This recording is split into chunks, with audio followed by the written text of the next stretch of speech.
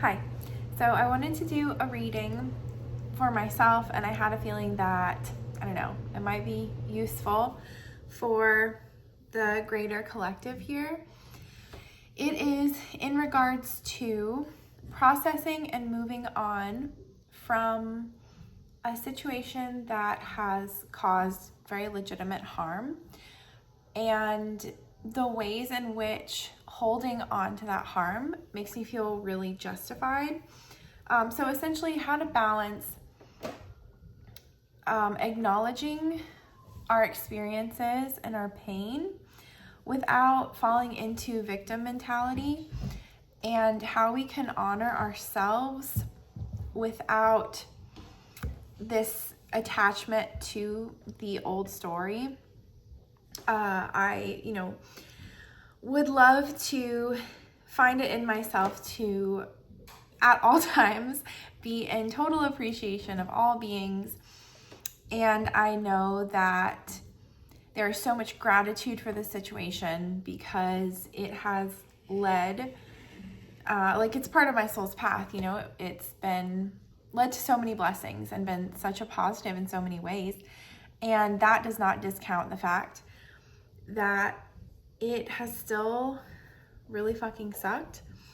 And it feels like I'm ready to move on from that. But again, I don't want to bypass or force myself, just because my ego is like, all right, we're done with this. I don't want the weakness of still caring about this. It's not weakness, of course, to acknowledge and honor our feelings. And at the same time, I don't like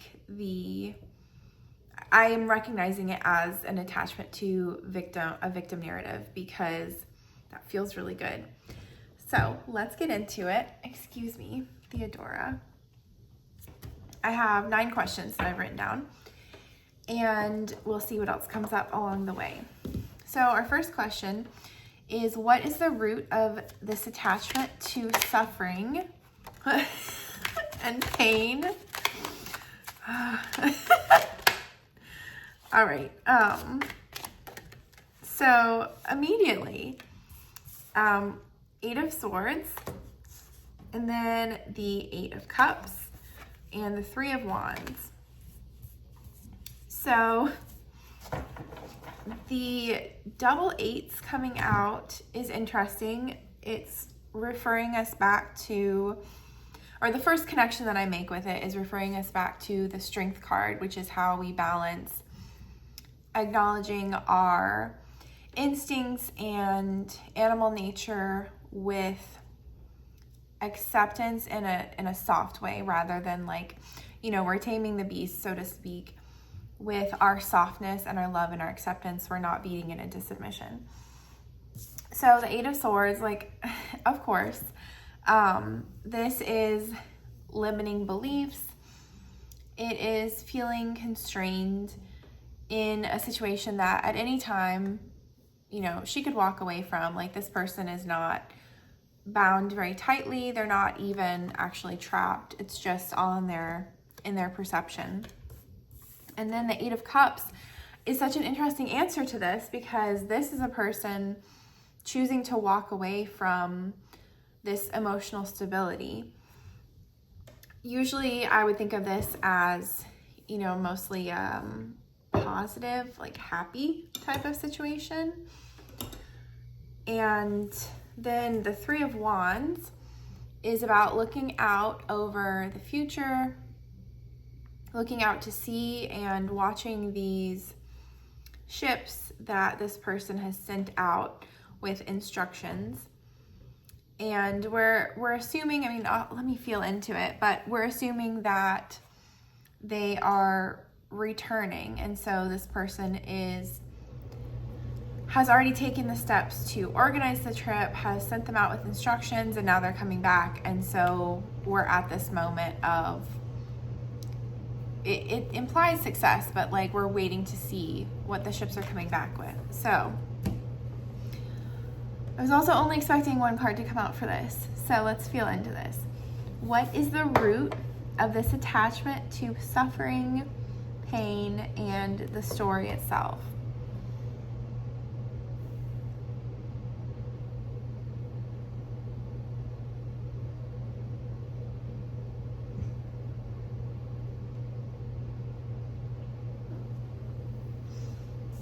So obviously we're starting with these limiting beliefs.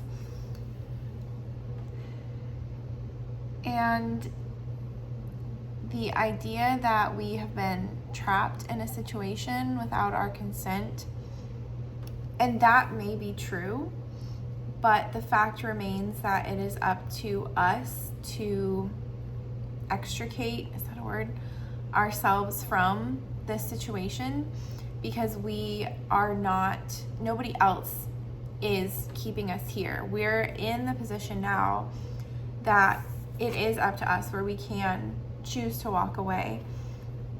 And so this emotional stability, it feels like, is coming from the comfort of being in this situation. So, I mean, basically what I said in the introduction, that it feels good on some level because it's familiar to identify with being trapped. And this, I'm also seeing this as like another kind of familiarity of seeking, going out and looking for answers and leaving behind this known and having this vantage point of looking with like an eagle's eye view, looking down on the situation, which is also interesting because this figure is outside of the comforts of the city walls. This person is heading towards the mountain, and then this one is actually standing on top of the mountain, and they're all dressed in red. So this is a progression. So it's feeling like we're needing the story. The root of the attachment is this pattern of recognizing the limitations, moving away from them, and then standing above to survey the scene. And what we're wanting, what my intention is going into this reading, is finding a new way to relate to this. So this does feel kind of like a self-righteousness almost, of, or maybe self-righteousness is too harsh of a word to use, but that is one perspective to take of what I identify in myself, of I was trapped up. I was tied up and blindsided, and then set off on my own on this journey, and now I'm at the top of the mountain, looking down, surveying. And as we are progressing in the reading, we're asking to see a different way to look at the overall experience. But how is this the root?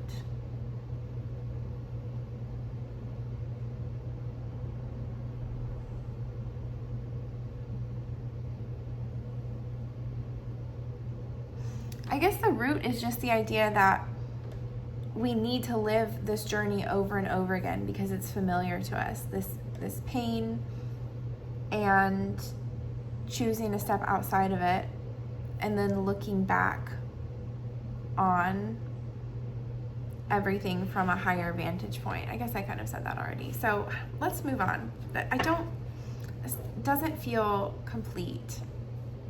So we're gonna keep going with the questions, and maybe more will come through about this particular pattern. Because it just feels like, you know, like, okay, yes, I know this is the pattern, but I'm asking for the root to reveal some new information, and this just feels like it's giving me something I already know. So we're gonna move on. I also want to acknowledge the awareness that, of course, my pattern in the past would have gone into this reading being like, I'm gonna find the thing that's going to like totally shatter this illusion and completely flip this so that I'm able to just be this harmonious, loving, like always in gratitude person. And this is, of course, a journey. It's not the reading to end all grief and pain and like a magical solution for moving forwards. But it is reasonable to ask for more illumination. So I'm gonna move you because I know you're right in my space.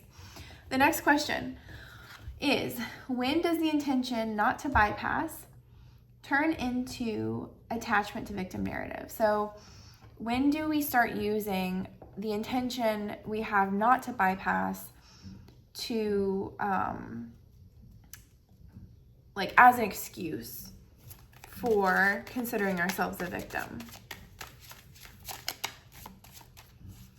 So what is that tipping point when our intention not to bypass our emotion turns into an excuse? Ah, what? Okay, we have the 10 of Cups.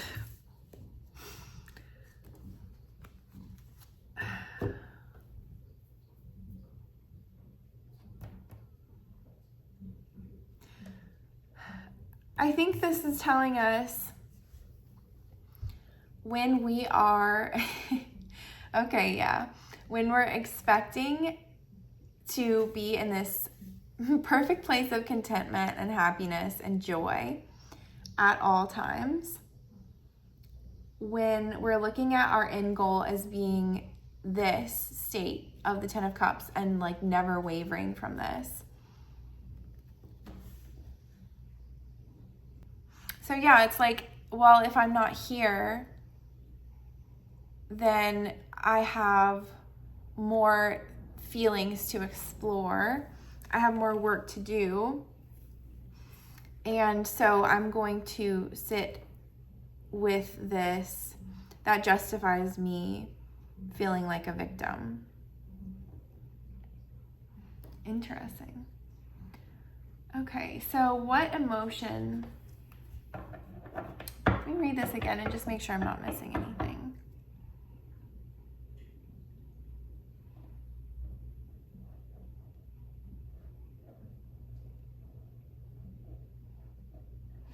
Yeah, because if we are attached to this story of victimization, then this always feels out of reach.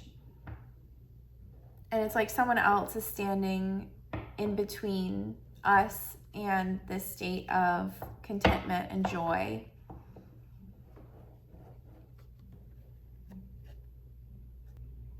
Yeah, I think it's also looking at this as a linear process, with this being the end goal.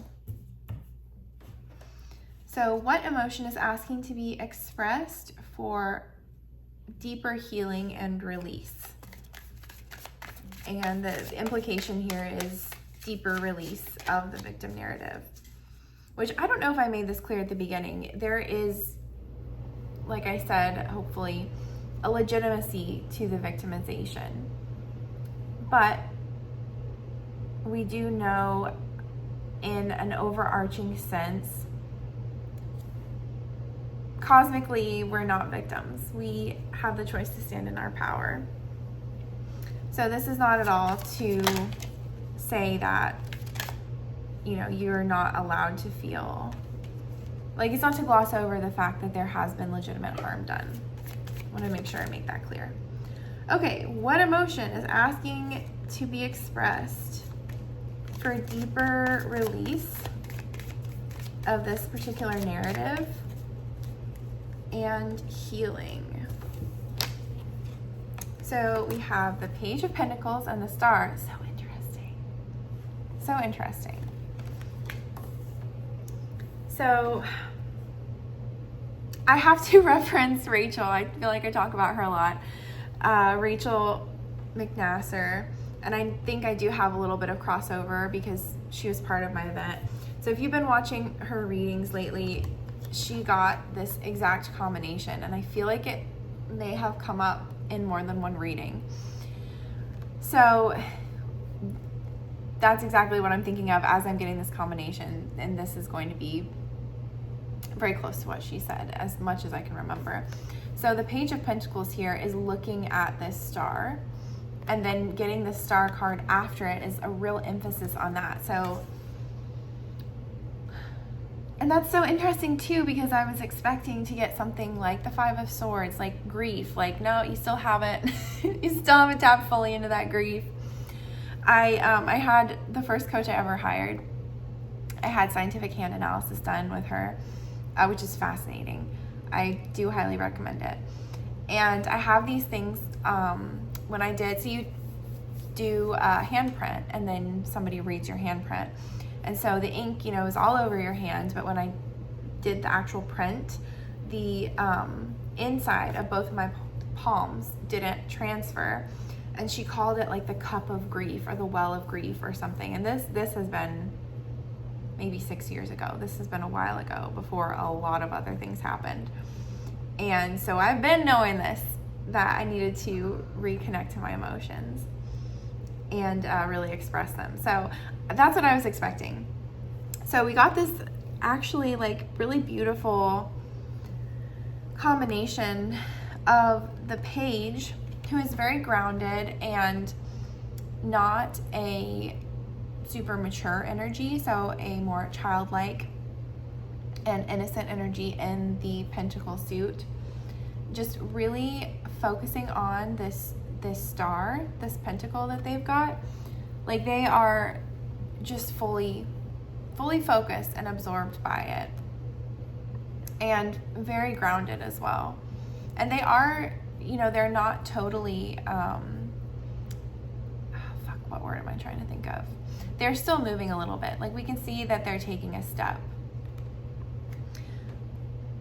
So I think this is pointing us towards devotion and a focus on this hope, this bigger dream, and our connection to both the very grounded, mundane aspects of, wanting a safe, stable life of, enough, not just enough, but an overflow, an abundance of resources. And that's not only, like, the Pentacles are pointing us to the fact that the tangible physical world is not, like, it's not secondary. It's not like, oh, it's just the physical, so it's not as important. It is just as spiritual as any other aspect or any other part of our journey and our experience. I don't know if you can hear that. The cats have gone squirrely. So, yeah, we're being asked to recommit and focus on, as well as actively express, this devotion and like nurturance of this, tending to our hope and our biggest dreams, which, I mean, does also track. Not what I expected, but yeah, I get it. I definitely have been more distracted lately by feeling my feelings around, like disappointment and grief, which is completely and totally legitimate. And I will always champion not bypassing those emotions for the, hollow version of manifestation that we are fed. That, is like totally ignoring the very human and shadow aspect of our journeys. But what I'm trying to say and what I'm getting here is that it's time to come. It's time to swing out of that and refocus on the good parts and the things that bring us joy and hope for the future. How can we balance letting go with honoring the grief, sadness, and harm we've experienced? I know a lot of these questions are like kind of the same question, just worded differently. And I left them in for a reason, because, you know, we'll get different angles and maybe answers that, you know, we didn't expect, which we're already getting. So we have the 7 of Pentacles and the 8 of Wands. Balancing letting go with honoring the grief, sadness, and harm.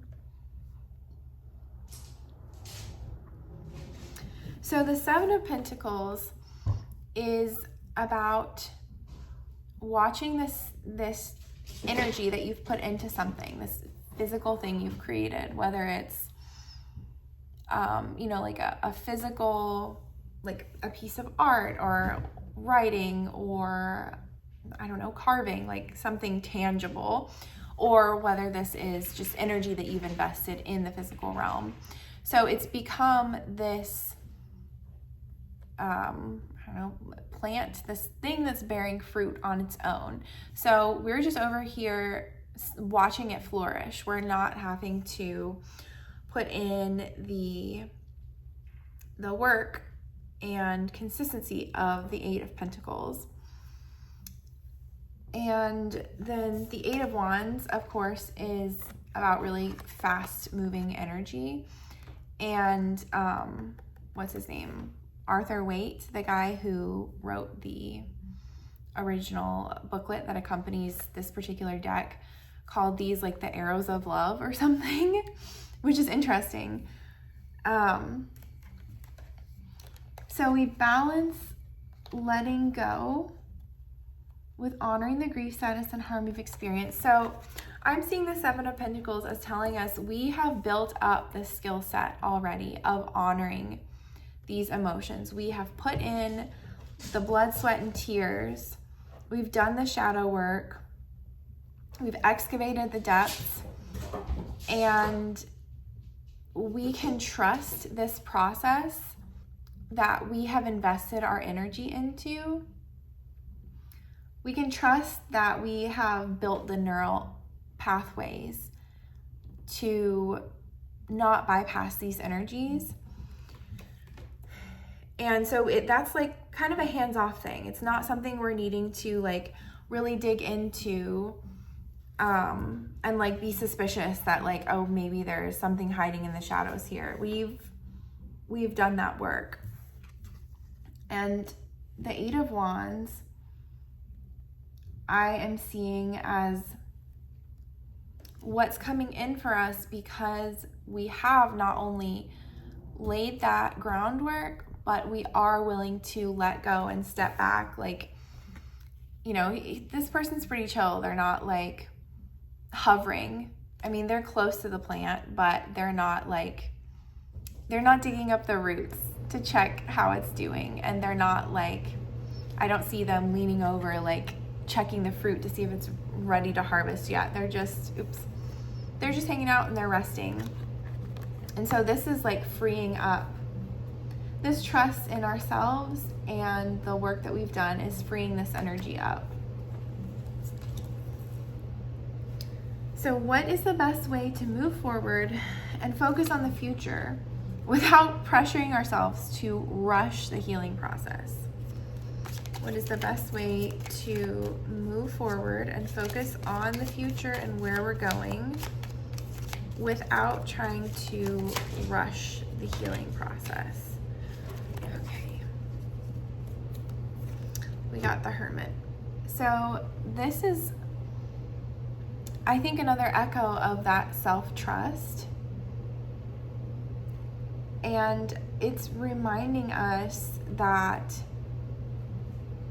even as we're focused on this combination here, the Page of Pentacles and the Star, and the facets of these dreams and hopes that we have that are very physical and tangible. The Hermit is reminding us that the path to those things is an inward journey. It's about going inside and finding those things inside of us, and that's what is the blueprint for the experiences that we have that feel like they're outside of us.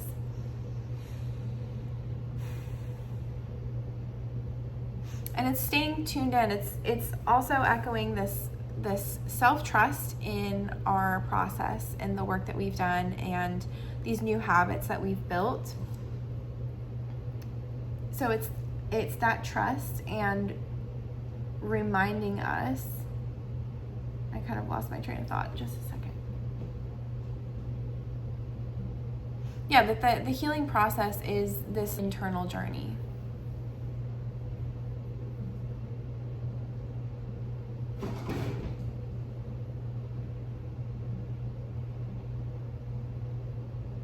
And what is there to rush when we're exploring ourselves? There's nowhere to get to. There's no one here saying that we need to be on a certain timeline.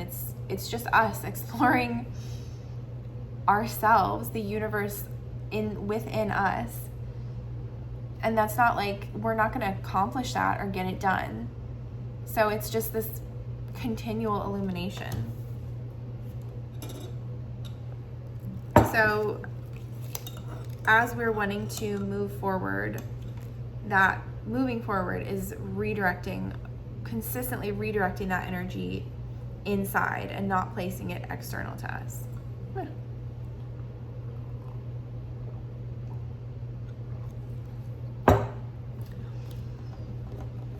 How can we honor ourselves, our pain, and the legitimate harm we have experienced while seeing the other as a catalyst for our own growth and honoring their journey? How can we honor ourselves and our pain and the legitimate harm we've experienced while holding the other as cosmically equal to us, not, perpetrator and victim, but honoring that this was part of their journey and we were part of their journey as well? What the fuck? Okay. Jesus Christ. We got the Lovers, immediately. And then 1, 2, 3, 4 other cards popped out. Was not planning on this. I was thinking this was going to be a shorter reading. Even with 9 questions, I was like, oh, fuck no. We got too many cards. Okay. Jesus Christ.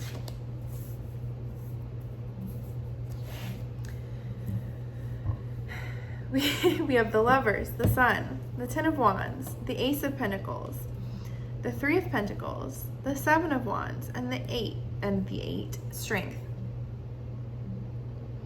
How can we honor ourselves and our pain and the legitimate harm that we've been through? Okay, so first off, the Lovers is reminding us that we are a reflection of the other and they're a reflection of us. And this is not in the self-blame, it's not saying that if somebody else harms us, then we must have caused it somehow. There's something in us, we were asking for it, or if we had just had different beliefs, then this wouldn't have happened to us. It is saying that everything is a reflection of a part of us. And so, yeah, we too have done harm. It's really hard to talk about these things without feeling like, at one time I would have heard this and felt very much like I was victim blaming. But recognizing that we all play each role at one time or another, in one life or another.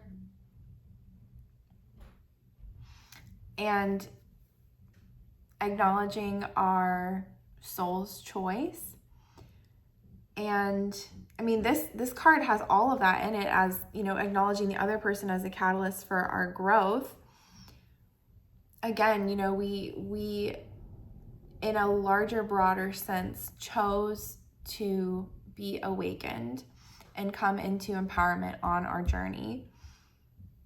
And that does not erase the pain or legitimize the harm. But if our goal is to see the other person as a catalyst and be grateful for the experience, which that is my goal, and I have felt that way about my childhood experiences for a long time. I just want to get there with other experiences as well. That's, you know, we're seeing all of that here.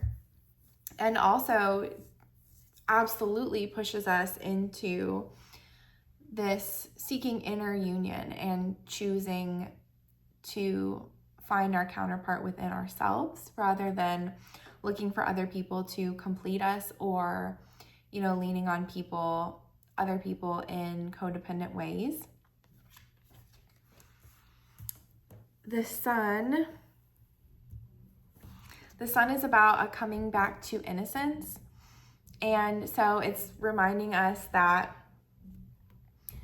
our true soul nature, underneath all of the conditioning and the bullshit that we've been saddled with, that is part of our journey as humans, underneath all of that, we are this naked, innocent baby, just fully like open to the sun, no shame, nothing to hide.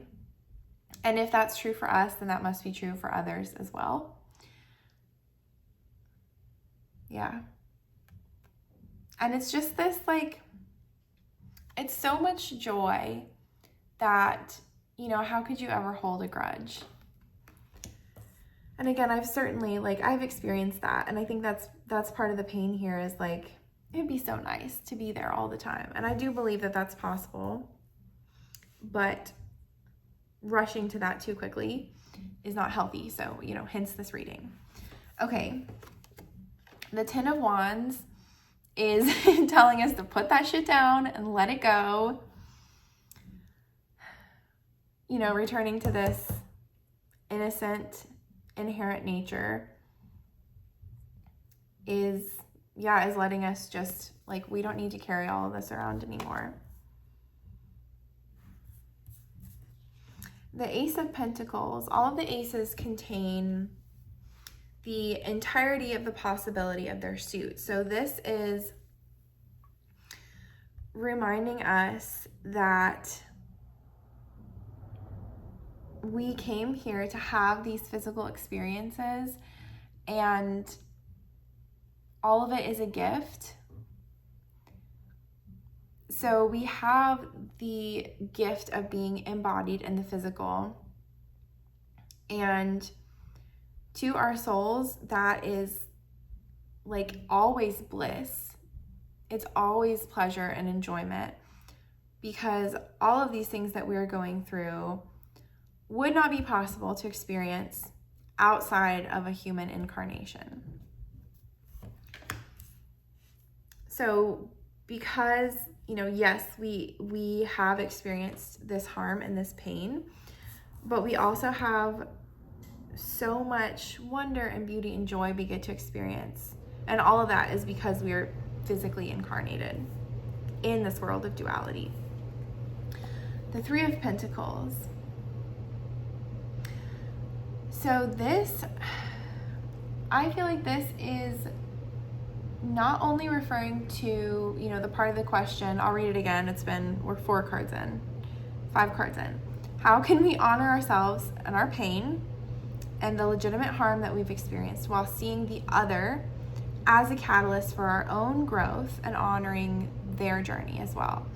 So I'm seeing this Three of Pentacles as not only gathering the support in the physical for, you know, seeing us, recognizing, having that affirmation of, yeah, you did go through some shit and that hurt. It's, you know, others affirming us in that way. It's also others coming together with us and saying, yes, I've been through pain too. You know, we're all kind of affirming and acknowledging and sharing that together. And this is also because we've gone through the Lovers, the Sun, the Ten of Wands, the Ace of Pentacles, you know, all of these other balancing energies, this is also us looking at the other, the person who caused this harm, as also being an investor in this physical journey that we're on.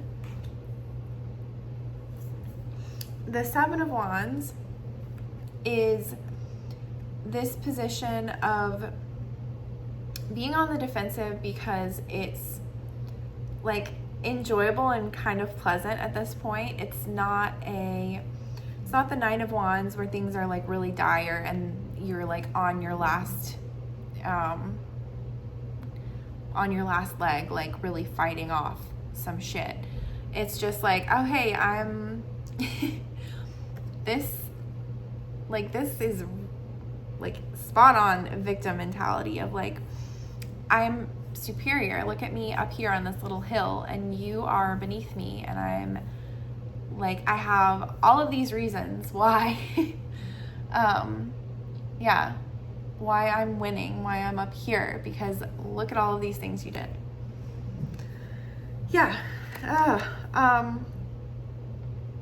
So I think this is telling us, like, not only recognizing that, but there's no shame in that either. It's like that's another essential part of our nature, that if you are in this position, you have this fiery, this wands energy, you're like, that's something we enjoy.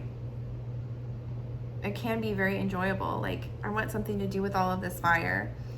And, you know, if your pattern has been that you needed to plan for others coming at you, you needed to plan ways to defend yourself to stay safe, then that Seven of Wands is gonna feel very comfortable. So ending on strength, we're getting the reminder that this is not a battle that we're fighting. You know, when it comes to our inner nature, our ego, or I say inner nature, I guess more of what I mean is the like inner drive and wild desires part of us. We are not having to fight that part of ourselves, and that's essentially when we think that we're defending ourselves against other people, we're really just imagining, like, it's a projection. We're projecting out this inner part of us and fighting against it. And strength is reminding us that that is not the way to accomplish our goal of honoring others' journeys as our own and appreciating others as catalysts for us. Because if we are feeling defensive against other people and feeling the need to fight, if we're directing that outward, we are also directing it inward. And so this is a reminder to soften. And I'm also seeing the Ace of Pentacles echoed here in this. So a reminder to invest in embodiment, so practices that connect us with our physical bodies, which certainly can be seen as an aspect of that animal nature. I mean, that's the most like animal part of us. We have our spirit, our soul, and then like this thing that we have to exist in that's evolved from, you know, what the fuck ever. Maybe partially engineered by aliens, depending on what. I like it. I think it's a fun story. So, you know, sure. I think aliens probably has something to do with it. But regardless, this physical, you know, the evolutionary part of us that has a lot in common with animals, our animal nature. Jesus, that was a tangent. So the Ace of Pentacles, there's this nice little like flower garland that she's wrapping around the lion here. It's wrapped around her head and around the lion's, I guess, under its mane. And we have these flowers on the Ace of Pentacles too. So it's reconnecting us to that, like being in not just contact with, but in honor of and celebration of, like, treasuring our physical bodies and physical practices, like doing anger work. I think, I don't remember what it's called. I mean, it could be, you could also, something like Gestalt therapy, where you're physically sitting in a chair and you're physically moving to a different chair to, you know, talk back and forth, like getting your physical body involved in these practices and not just staying up in our headspace. So I feel like we've covered so much already. I'm going to look at my other questions and see if there's something else to end on. But I mean, getting 9 cards in just from this last question, I feel like I'm getting the message that, like, the answers are here. You know, you don't need to keep asking the same question a bunch of different ways. So, okay, I do want to ask the very last question that I had. What gift did this experience prepare the way for? So what is the next step of our journey? What gift did this experience clear the way for that is coming to us, or we are coming to next on our journey? Oh, okay. Ah.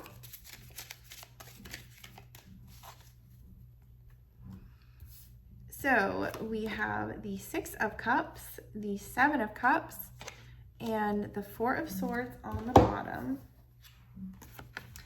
So the 6 of Cups is this blossoming, the continuance, the gifts of the past, very literally, like, and I've said this in like 3 videos in a row, but this is a free video. If you're not premium, you won't have heard me say this, so it's totally fine. Even if you have, it's fine. I can say something 3 times in a row. So this is a dwarf on the card, and wouldn't have known that if I hadn't read. I mean, I guess I could have figured it out, but yeah, this is a dwarf. If you, this might be new knowledge for you. So that's representing the past, and I'm also seeing it as like ancient knowledge, so like the idea of elementals and ideas about the land and reality that have been lost to our modern culture, but come from indigenous traditions. And so this dwarf is handing this child this cup full of flowers, and all of the cups are blossoming. So what gift did this experience prepare the way for? What's the next step of our journey? So this is passing on the beauty and wisdom of not just our own past experiences, but our family line. And I have said this about this card before, but I think it's so easy. I know for myself, it's really easy to think of my family line as giving me like all of this shit to clear up and all of these cycles to break. And it's really nice to remember that in and of itself is a really beautiful gift. It's not just like, you know, yes, it's heavy and it's difficult, but it's also giving us so much bliss and joy and like privilege that our ancestors didn't get to experience because they were caught in this samsara, I think I'm using that word correctly. And then also that there are actual gifts in and of themselves that are coming forward that aren't just like, you know, take the negative and flip it into a positive for the gift, but there are actual, you know, like intuitive gifts, things that are passed through the family line. And, now I can't remember.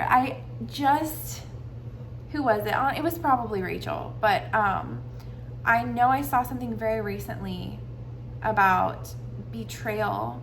Yeah, it was it was Rachel. Betrayal unlocking like psychic gifts and abilities, and like, yeah, it fucking sucks to experience that. But I mean, I know I have like wanted to be able to experience the full spectrum of what I'm capable of, not just what we commonly think of ourselves as being able to know or experience. And so, you know, if you had asked me before I experienced the betrayal and heartbreak, then, and I know for a fact I was like, I don't care what it takes. I just want these gifts. So anyways, here you go. We're getting the gifts. Let's move on. The Seven of Cups is interesting that it's like a direct continuation of this. And I think this is saying, you know, traditionally this is like illusions and fantasy, what have you. And I think this is just saying, like, take your fucking pick, man. You're getting so many options. You're overflowing with possibilities. And we're also getting this rest and meditation and stillness. I did a reading for myself 2 or 3 nights ago that was about boundaries and structure, because I'm an Aries sun, and I haven't had the greatest relationship with the idea of structure and boundaries. I've been very like, fuck you, I won't do what you tell me. So anyways, the reading that I did about boundaries was so beautiful. And this was one of the cards that I got for, like, what gifts is it giving me? And it's like having boundaries and structure is allowing us to have this rest and stillness. So I think that's a really beautiful place to end this reading.